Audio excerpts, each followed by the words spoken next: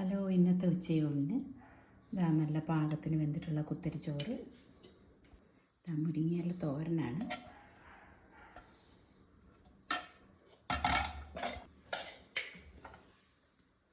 ഇത് പച്ചക്കറി അവിയലാണ്.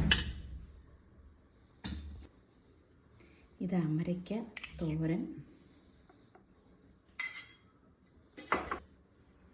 ഇതായി നമ്മൾ ചട്ടിയിൽ വെച്ച നാടൻ കോഴിക്കറിയാണ്.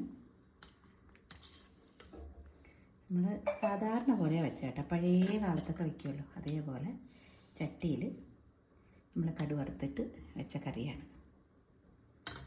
അപ്പോൾ ഇതാണ് നമ്മുടെ ഇന്നത്തെ ഉച്ചയൂണ്. അതായത് കടല പ്രഥമനാണ്.